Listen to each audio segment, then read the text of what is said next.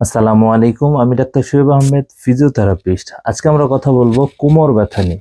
আমাদের দৈনন্দিন জীবনে কোমর ব্যথায় কেউ ভোগেননি এরকম মানুষ পাওয়া খুবই দুষ্কর।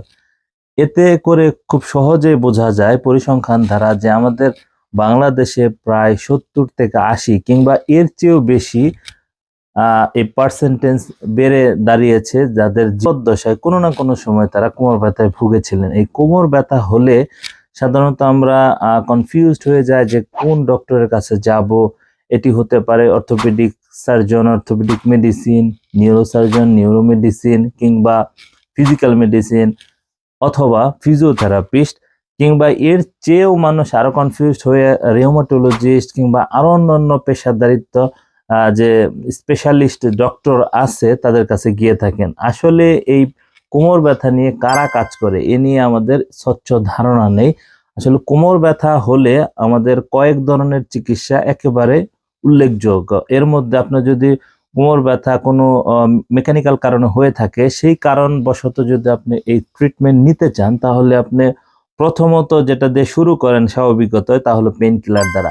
আর যখন আপনি এই পেইন কিলারটা খান সাময়িকভাবে আপনি এটা থেকে উপকৃত হন, কিন্তু এই সমস্যা যদি মেকানিক্যাল কারণ অর্থাৎ আপনার ডিস্ক প্রলাপস হতে পারে, পিএলআইডি হতে পারে কিংবা আপনার ফ্র্যাকচার জনিত কারণ হতে পারে কিংবা আপনার প্যাথোলজিক্যাল কারণ টিবি স্পাইন হতে পারে, আহ, নানান কিছু হতে পারে।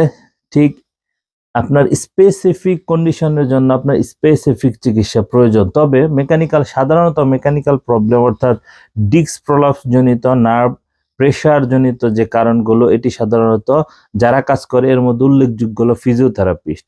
আপনি যদি ফিজিওথেরাপিস্ট একজন স্পেশালিস্টের কাছে যান তাহলে সে আপনার রোগ নির্ণয় করে, আপনার কন্ডিশন নির্ণয় করে ডায়াগনোসিস করবে, আর এর উপর ভিত্তি করে কিছু সে এক্সারসাইজ সাজেস্ট করবে কিংবা সে কিছু তার টেকনিক দ্বারা আপনার এই নার্ভের প্রেশারটা কমিয়ে দেওয়ার চেষ্টা করবে কিছু মুভমেন্ট দ্বারা।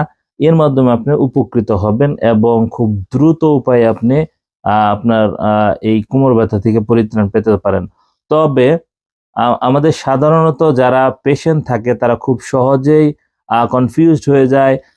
অর্থোপেডিক সার্জনের কাছে যান, নিউরো সার্জনের কাছে যান, তারা তাদের বোঝাতে সক্ষম হন বা খুব অল্প সমস্যার কারণে বড় ধরনের ডিসিশন হয়। অর্থাৎ যে সমস্যাটা আপনার ফিজিওথেরাপি খুব সহজে 2 থেকে 3 সপ্তাহের মধ্যে আপনার এই কোমর ব্যথা কমিয়ে দিতে পারে, কিন্তু আপনি এই দ্বিধান্বিত হয়ে আপনার না জানার কারণে আপনার সার্জনদের তাদের কথার বেড়াজালে পড়ে তারা সার্জারি করে ফেলেন। সার্জারি করার পরে দেখা যায় আবার একই কোমর ব্যথা যখন আহ, আবার আসে তখন তারা খুব হতাশ হয়ে যান বা ডিপ্রেশনে পড়ে যান। তখন আর উপায়ন্ত না পেয়ে তখন ঠিকই ফিজিওথেরাপিস্টের কাছে আসেন। এরকম পেশেন্ট আমরা আসলে আমাদের মন গড়া কথা বলতেছি না, আমাদের পেশেন্ট যখন আসে এরকম হিস্টোরি আমরা অনেক পাই।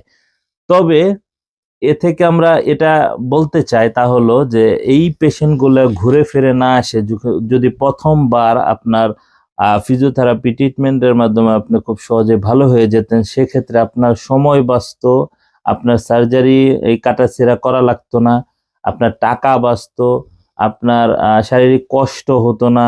সার্জিক্যাল ইনসেশন বিহীন নন সার্জিক্যাল পদ্ধতি কনজারভেটিভ মেথডে আপনার ফিজিওথেরাপির মাধ্যমে আপনি সম্পূর্ণ সুস্থ হতে পারেন। এটি আপনার জানা থাকা দরকার এবং আপনি জেনে থাকলে আপনার পাশের মানুষজনকে জানান, এই সচেতনতা বাড়ান। অর্থাৎ আপনার কোমর ব্যথায় ফিজিওথেরাপি চিকিৎসার মাধ্যমে খুব সহজেই আপনি ভালো হতে পারেন। ধন্যবাদ সবাইকে আমাদের ভিডিওটির সাথে থাকার জন্য। আমাদের এরকম তথ্যবহুল ভিডিও পেতে আমাদের চ্যানেলকে সাবস্ক্রাইব করতে পারেন, লাইক কমেন্ট করতে পারেন। ধন্যবাদ সবাইকে। আসসালামু আলাইকুম।